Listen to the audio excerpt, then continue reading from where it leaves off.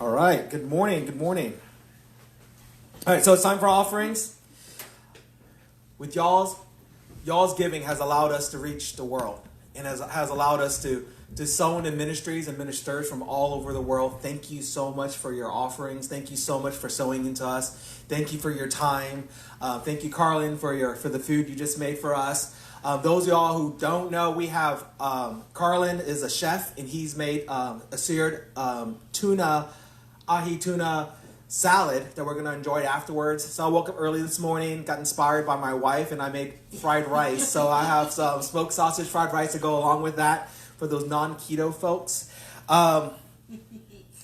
Next week, quick announcement, next week, Dennis Helmer, our very own Dennis Helmer, is going to be sharing and teaching. He's an amazing teacher. He just carries a lot of revelation and a lot of passion and love for God. I'm looking at him, so it may seem a little awkward on the screen. But I love this man. He's amazing. I honor this man for all he is and all he's sown into the kingdom, his time, his heart, his love, everything. So y'all have a lot to glean from this man. So come out next week. Dennis Helmer is going to rock it. All right. So I'm going to start off with 1 Corinthians 13:11, reading from the Passion. It says, "When I was a child, I spoke about childish matters. For I saw things like a child, and I reasoned like a child. But the day came when I matured, and I set aside my childish ways." So, after college, those of y'all know I got saved in college. That last semester I was saved was a year I was about to kill myself, and God rocked my world. But after college, after any type of schooling, like Carlin Sarah is a chef, you enter the real world. You learn things in school and you enter the real world. And I ran my design firm, was very excited about that. And I was transitioning out of my own design firm and transitioning into a nationally renowned design agency here in Houston, Texas, to be their art director. It was a place that I started off as an intern, literally 6 years before that. So I left there, started my design firm. I left there as an intern, started my design firm, came back as their art director. I was making good money. So being a child, I was 23 or 20. I graduated at 23, so I was like 26, 27. I thought to myself, hey, I'm going to splurge and get a car I really wanted. I've always wanted a sports car, always wanted a convertible, so I splurged without asking God. And I traded in my fully paid truck because I was childish and got this overpaid for this pre-owned 2004 Nissan 350Z Roadster convertible. I know I'm not the only one that's ever overpaid for something on a splurge without thinking. But regardless of overpaying, I admired this and I cherished this impulse buy I had. Have you all had impulse buy? Well, it could be food. Every once in a while, I have an impulse buy where I'm thinking, hey, I'm gonna go out and splurge on this great steak. There's this restaurant I really like. One of my favorite restaurants that has one of my favorite steaks is Union. Union Cafe? Yeah, it's right here in Bel Air, Texas. Every once in a while, once a year, we go, hey, let's splurge. And this time, I splurged on a very expensive sports car. It was black, had sleek lines, and it was extremely fast. I went from a truck that had like 200 horsepower, 180 horsepower to 306 plus horsepower. And I lost all that weight from that truck, and I could fly in that car, especially with the top down. You know, I used to joke with people going, man, I'm going to go for a topless ride today. Is anyone with me? And some of my friends knew what I was talking about. Those who didn't know, they thought bad thoughts. But I'm like, man, I'm going topless today. I'm going to drive to Galveston. Anyone want to go topless with me in Galveston? And people were all like, what is this guy talking about? He's a minister. But what they didn't know is I had this obsession with convertibles. I loved convertibles, whether it was a Mustang or whatever. And I got this 350Z. Being a graphic designer and also being a guy, I personalized it.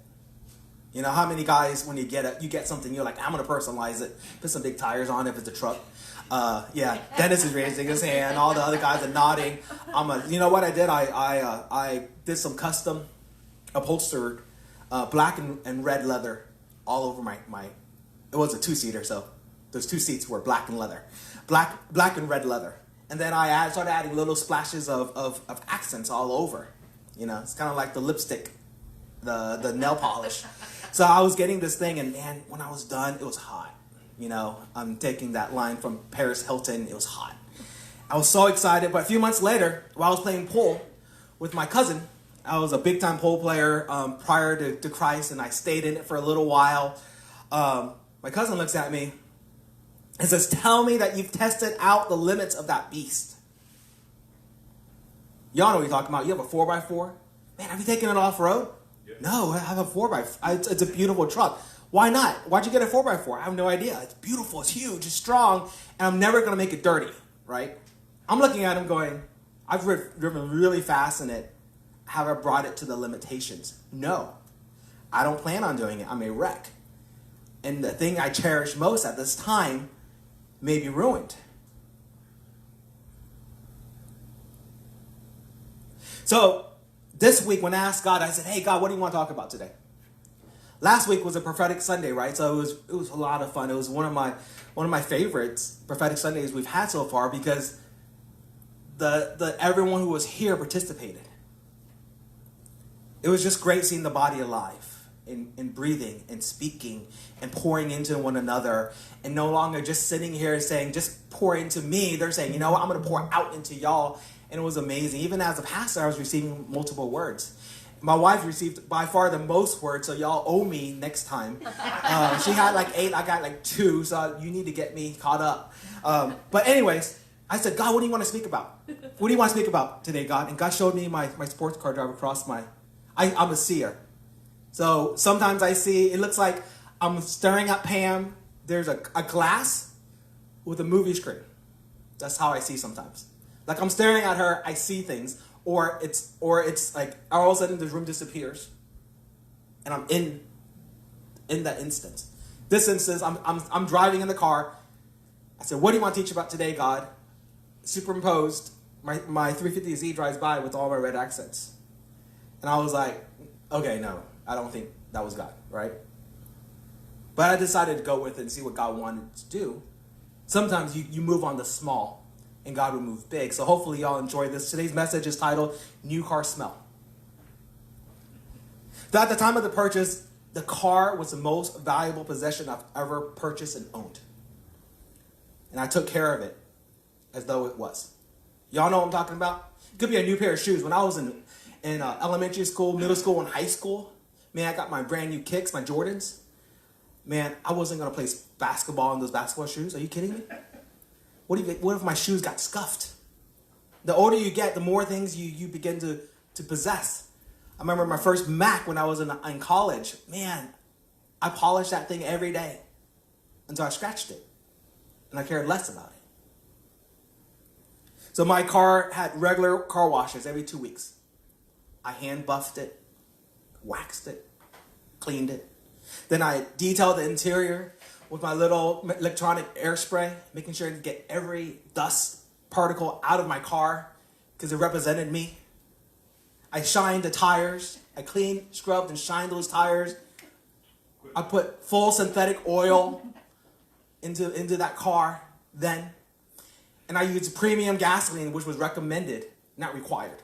So I'm like, hey, I'm going to pay extra for everything because I'm an idiot, right? Because I'm young. I'm childish. And this is the thing I value the most. Hopefully I'm not an idiot anymore. However, a few dents later, and 2 car accidents later, I started taking less and less care of my car. I remember my friend Patrick came home. He was my roommate at that time, my best friend. He goes, "Dude, your car's dirty. Can I borrow it?" And I said, "Yeah." And he goes, "It's dirty. Is everything okay?"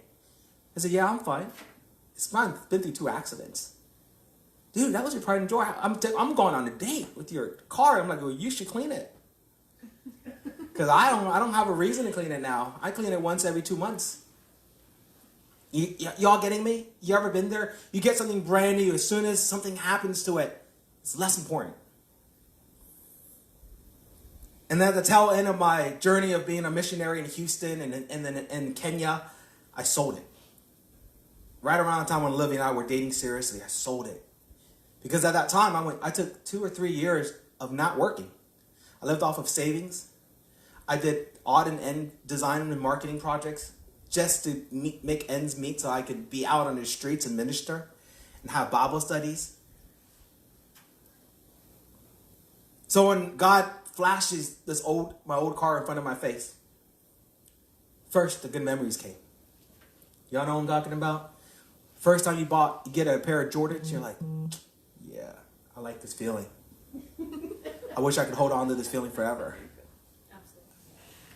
You know, or a woman, you know, what do y'all value? I'm not going to put words in y'all's mouths. I'm going to let the women tell me, you know. But shoes, purses, your car. Something where y'all go, or Olivia recently had a pedicure. Man, I don't want to scuff my nails. Just got them done. 2 weeks from now, I chipped it. I'll clean it off and start over. Y'all know what I'm talking about? So all these great memories flew through my mind. All the road trips I had and all these just fun times. And then the memory of the first accident. And then the second accident 2 weeks later. Before the first accident was even fixed, I had a second accident, so the whole front bumper was gone. The first accident, I'm parked there at a light. I'm watching this guy change lanes, 4 lanes over on Westheimer, which is a major street in Houston. And I'm honking the horn, my top is down, and he's staring to the right as he's changing 4 lanes over. And he slams into me going like 48, 50. As soon as that happened, you know what God said? He's a good God. Even though my car got crashed. God said, neutral. I'm honking and I went, neutral. And God said, lean back. I closed my eyes and leaned back. And he hit me, pushed me like 5 feet forward. Had I sat there not in neutral with my foot on the brake, I would have been injured really bad. Whiplash and everything. Yeah, he's a good God, but I'm looking at my car going, he may not be that good, right? Because you know why? Because I was young and childish. And being young and childish has nothing to do with age. Maturity has to do with submission to a good father.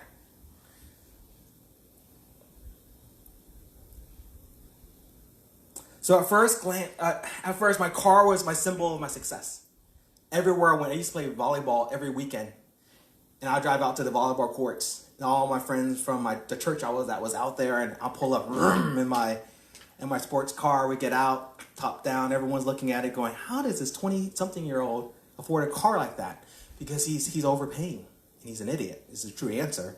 And I'm childish. I needed to get something I've always wanted. Y'all have something you always wanted and you just can't help but you wanted it. When you suddenly get almost enough money, you go and get it. That was me. But when my car's value was lost because of the accidents, I saw some part of my value left with it.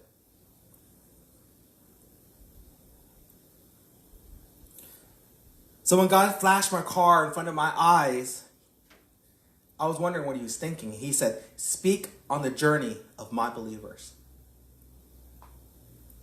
Kind of made sense to me initially, so I started writing. I said, what do you want to write about? So as I thought about my car, God says, how were you when you first got saved? Same thing. It was a new car smell. Oh my gosh, God is real. You know my testimony. I was about to kill myself. I was a Buddhist then. I cry out to God just before I shoot myself, and God sends people to knock on my door. God is so real. I was so excited. Everything was gone. I'm never going to be the same, I said. You know what? I regressed. As the excitement and the joy of that experience faded. And I needed to go from experience to experience, not staying in a relationship. I didn't understand that concept of relationship.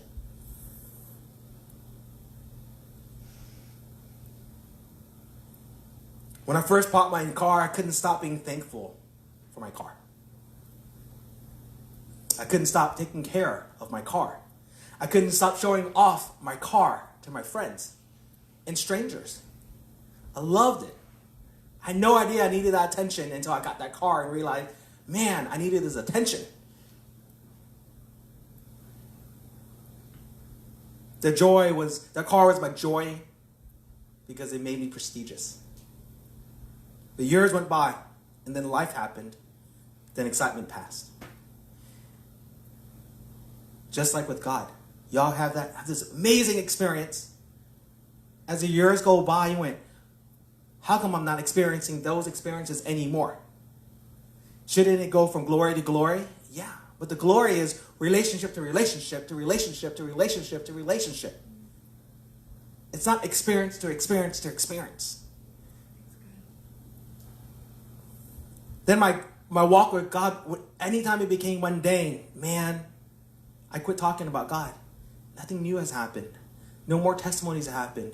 Olivia read through my book I'm writing about my life, and she's read through all these testimonies, and she knows them by heart. And she was a part of a lot of these testimonies. There was a time I lived from testimony to testimony. And I needed those testimonies to know that God's still there. Even though his word says, I will never leave you or forsake you. I needed an experience to solidify that. Y'all know what I'm talking about? And then suddenly something new happens. Olivia's grandma gets healed of stage 4 cancer. Boom, I'm back on cloud 9. Man, God is amazing. I'm going to tell the world about God again. Y'all know what I'm talking about? Boom, you get a new car. Oh, check out my new Stride. When you're in high school, check out my new Kicks. You know what I'm talking about? And it's so crazy when as God was started rolling out this thing saying, do you need to live by experience or live by faith? Does it say live by experience or faith? It's faith. By faith. So whether God was giving me a new revelation that got me excited, or a new encounter that got me excited, or extraordinary miracle like stage 4 cancer healing that got me excited, those new things were stirring up my faith and excitement again. And I treated those things each time like a new gadget. God was my new high. When I used to go to bars and bar hop where I was saved, I used to know the bartenders, and they'll go, I said, hey, you got any new drinks you created? Yeah, try this out.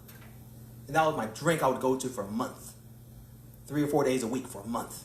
And then I finally, man, I don't even like grapefruit mixed with that drink. Do you have anything other than grapefruit? Yeah, you know what? I used to love grapefruit. It got mundane. You get used to it.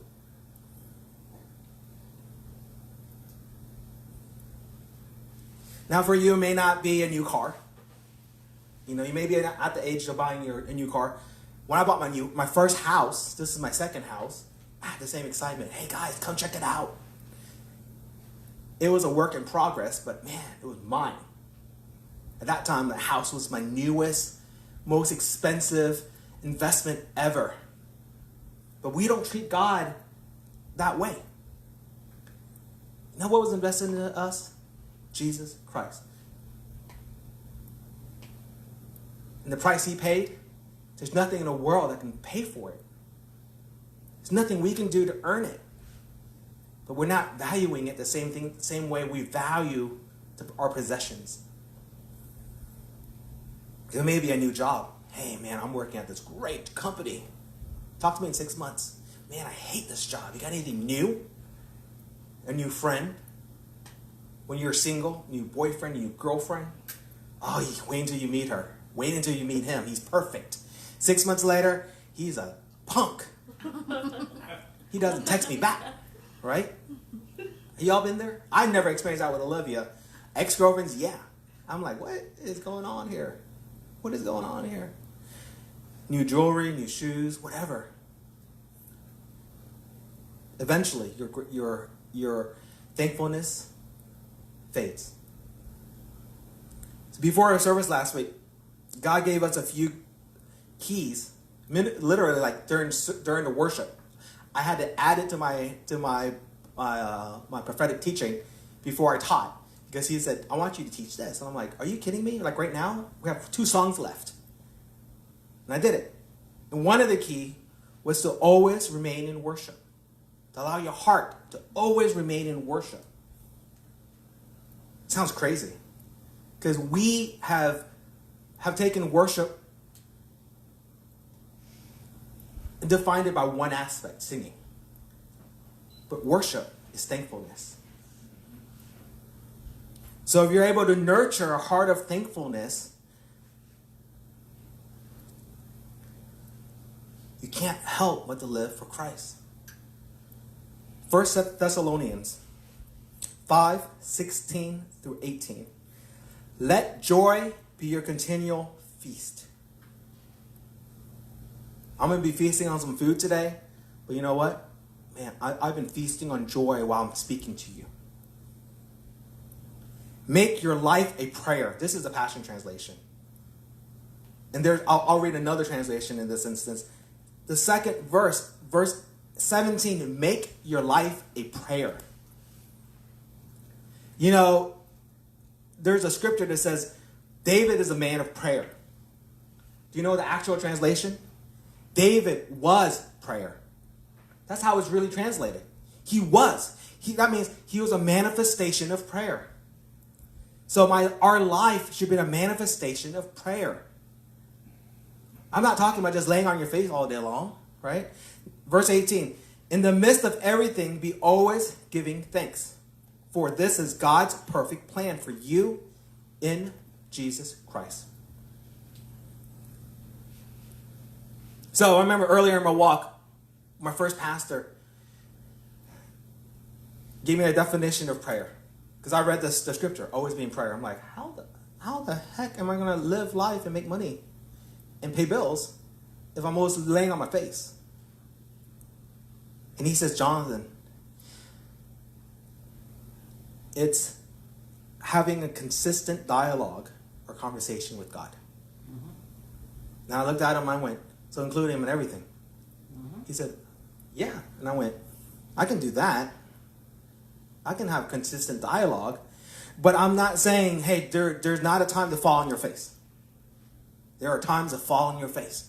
There is time to sing on top of your, on top of your lungs? Is that the same? At the top of your lungs. There's time for that.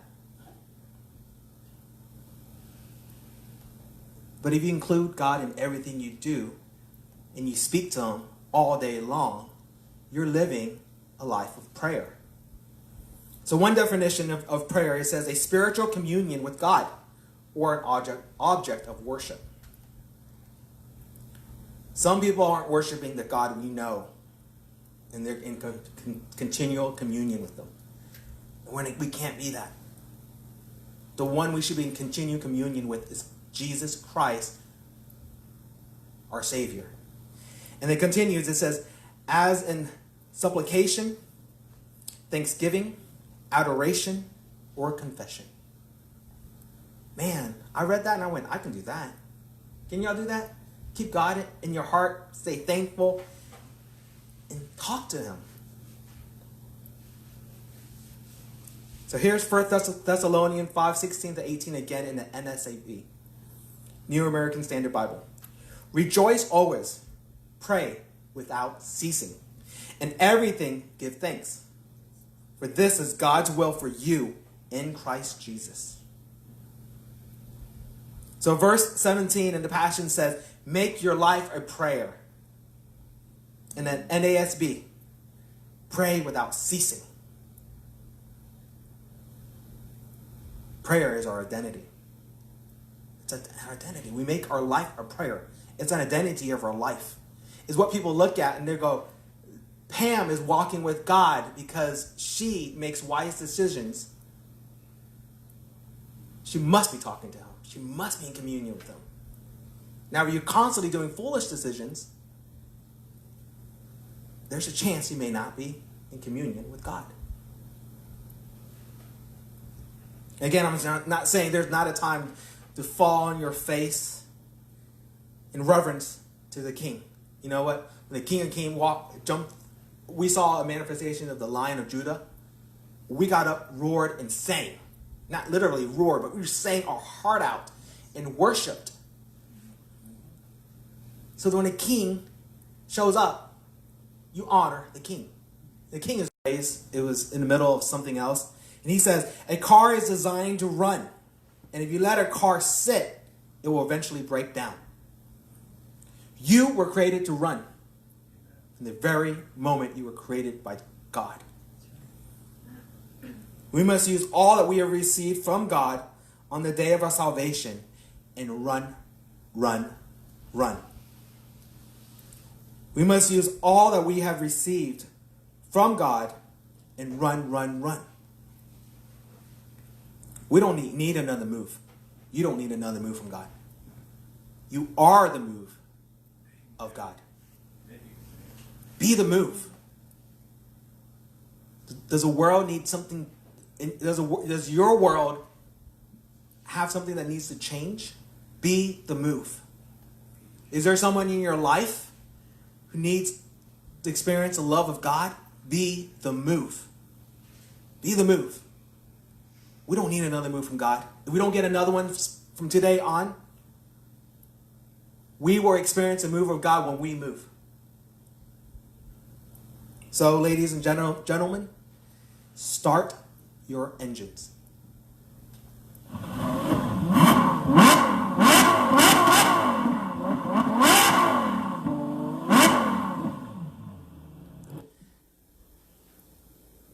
And y'all are a well-oiled machine. From the very moment you got saved, and the Holy Spirit, think of him like motor oil. He's represented as oil throughout the Bible. He's all over you. You're not going to run dry. But you got to keep moving. You have to be willing to be used. Last week was so much fun because so many people got up and said, use me, Lord. I've got a word for this person. We're well-oiled machines. So when you move, lives will change. There are lives that only you can touch, that I'll never reach. There are lives that are dedicated just for Rowan, that I will never reach. I wish I could reach the world, but I can only through y'all. And Jesus says the same thing. He can snap his finger and show up in everyone's house. But he wants to use you. He wants to use us. He can do whatever he wants, but he chooses to be in union, in communion with us daily. Day by day. Minute by minute. Second by second. He wants you. He needs you. And he's ready for you. We're primed. We're ready to go. There's no reason. There's no excuses. Everyone I look in this room moves in the supernatural because God says so. You're a well-oiled machine. Let's go for a ride. Hey, God bless y'all who was online. Hopefully you enjoyed this sermon. We love y'all. Come out and visit us one day. We'll love on you as family. God bless.